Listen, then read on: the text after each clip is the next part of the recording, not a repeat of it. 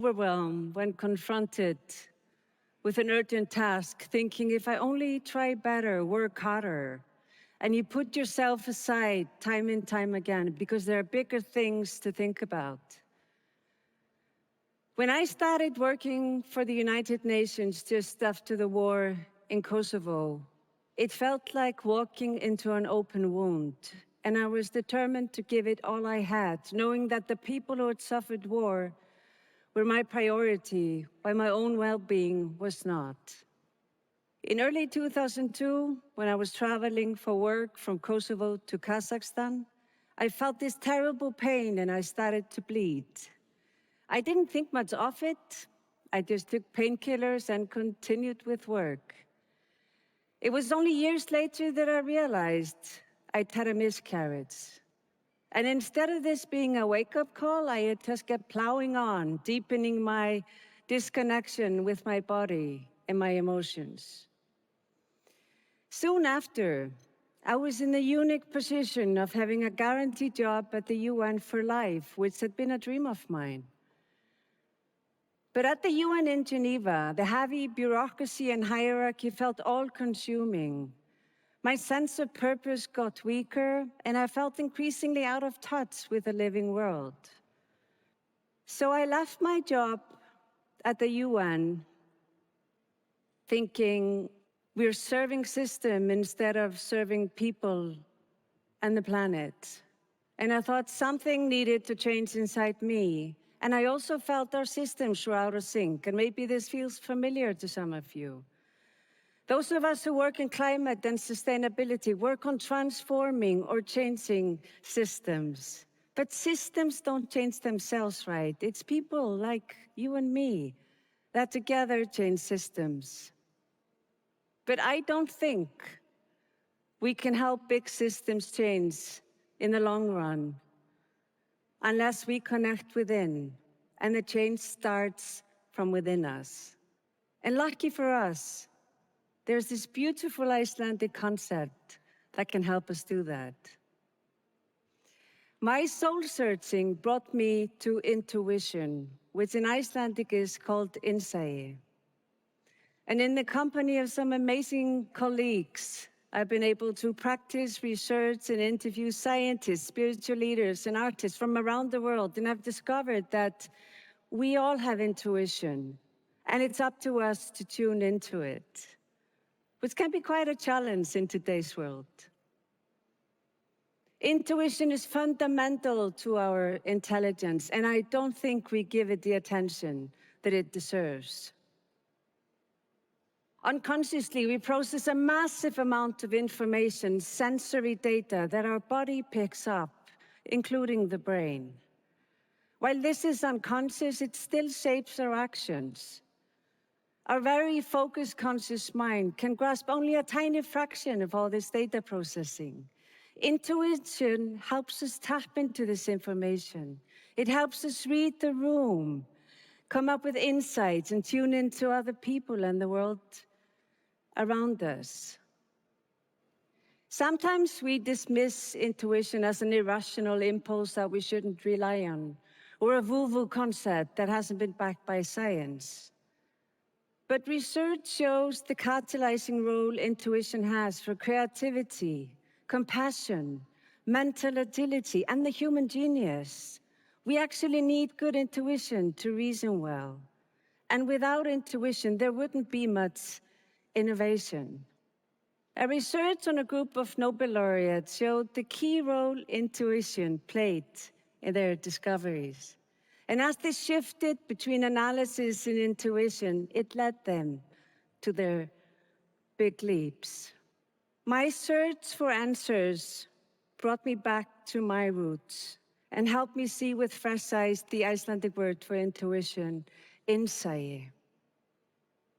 Insight helps us reframe intuition because it brings together the scientific and the spiritual, the solid and the poetic. Insight means the sea within and refers to the ever-flowing unconscious mind. The sea within cannot be put into boxes because then it ceases to flow. Stress, work and financial pressures can block our access to insight. And while we can't get rid of these pressures, we can learn how to clear the way to insight when we need it. Meditation and mindfulness practices can help us do that as they regulate our nervous system and we gain clarity in mind. Intuition picks up information with all our body. So next time you feel something's off, you get chills down your spine or a gut reaction, ask yourself, what is my unconscious trying to tell me? Insight also means to see within, to be self-aware. And one of the most powerful ways to see within is to pay attention to how you pay attention and document it. Attention journaling helps you witness how insight plays a role in your life and how best to harness it. And lastly, insight means to see from the inside out and has to do with how we navigate the ocean of life from within with a strong inner compass. Aligning with insight is the work only you can do. And allowing insight to flow sometimes involves finding the balance between being and doing. And for many of us, it actually takes discipline to simply be and allow the world to come to us. One of the most powerful ways I've seen insight have an impact in the world is through the work of my dear friend, the ocean explorer, Henrik Sala. When we first met, he was introduced to me as the man who had left academia in order to spend most of his time in the ocean to help save it. I was intrigued, and I have since then interviewed him both for our film and my book about the role insight has played in his pioneering work.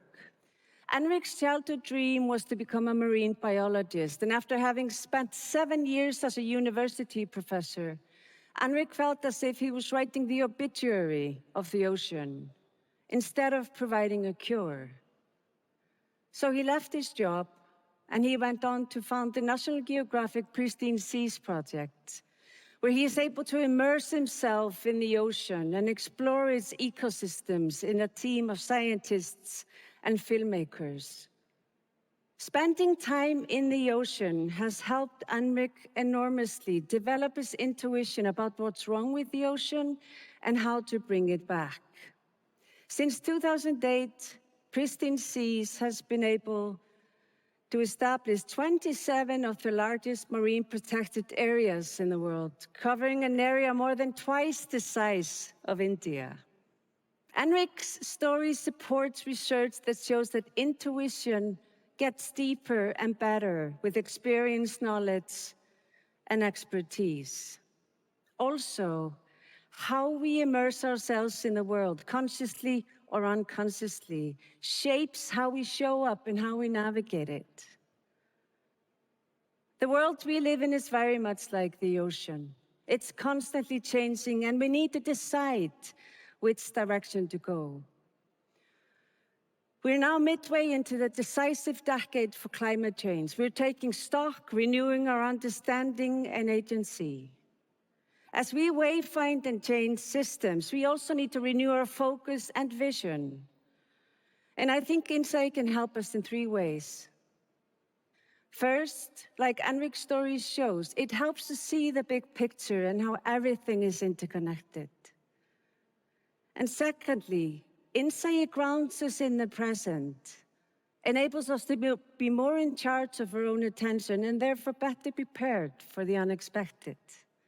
And lastly, as we immerse ourselves in a given task and we connect dots beyond man-made silos, our creativity, focus, and performance improve. As we navigate towards new horizons, we need our vivid imaginations to set sails towards the possible, grounded in insight's innate understanding of planetary and human interconnectedness. Imagination can guide us towards the future.